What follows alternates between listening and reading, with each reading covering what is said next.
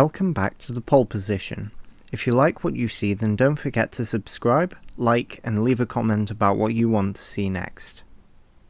In the aftermath of the UK general election, there still remains one key question that is rarely talked about, but carries huge weight for British politics over the next 5 years. That question is who will be the next leader of the opposition.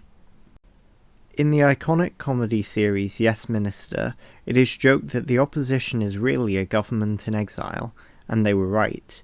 The opposition is the key to holding any government to account, and is necessary for any functional democracy.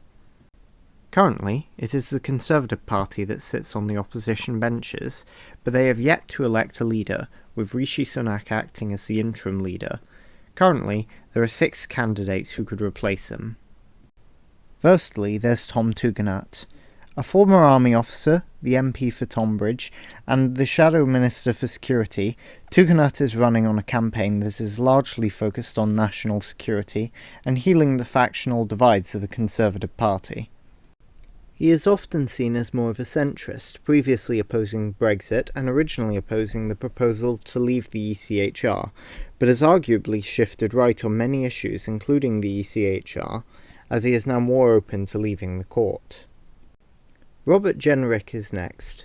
The former Immigration Minister and current MP for Newark was once considered a centrist but has shifted rightward on numerous policies, with his priority being to win back voters from Reform UK. Immigration is a big part of his campaign, and many remember him for when he resigned from his role as Immigration Minister over the Rwanda plan, saying it wasn't going far enough. Kemi Badenoch is the MP for North West Essex and the Shadow Secretary for Housing and Local Government. She is quite favourable among the right wing of the party, and the first former cabinet member on our list. First appointed to the cabinet by Liz Truss, Badenoch is a firm supporter of Brexit and a critic of what she sees as, quote, nasty identity politics. She has called for party renewal and opposes leaving the ECHR to revive the Rwanda plan. Mel Stride is the MP for Central Devon and the Shadow Work and Pensions Secretary. He is pitching himself as the unity candidate, campaigning on a promise to unite the factions of the party and build trust with the electorate, pointing to the job he did on various select committees as proof of his ability to do this. Priti Patel was the former Home Secretary and the MP for Witham. She aligns herself firmly with Thatcherism and was the minister who presided over the original Rwanda deportation scheme. Firmly on the Conservative right wing, she hopes to unite the party while shifting it to the right on social policy and immigration. Finally, we have James Cleverly, currently serving as the Shadow Home Secretary and the MP for Braintree. A supporter of Brexit, Cleverly is again on the right of the party, having served as both Home and Foreign Secretary. Like Badenoch, he does oppose leaving the ECHR as a first option to revive the Rwanda plan, but is mainly campaigning on a policy of party unity, much like some of the others.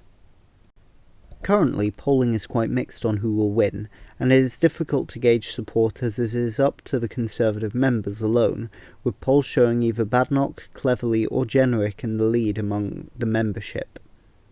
Even less information exists on who would fare best in a general election as of the time of writing, and it would be futile to speculate this far from an election, but whoever wins will have a difficult task ahead.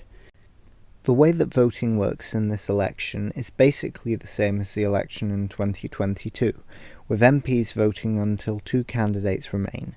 Those 2 candidates will then go head-to-head in a ballot with the Conservative membership voting to decide the winner.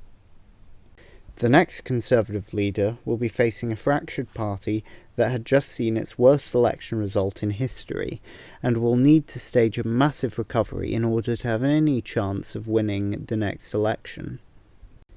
Whoever wins, the result will have important implications for British politics, as the leader of the Conservative Party is also the leader of the opposition, who is arguably as important as the Prime Minister in political terms, as they are the face of the opposition towards any government, and act as the alternative choice in a general election.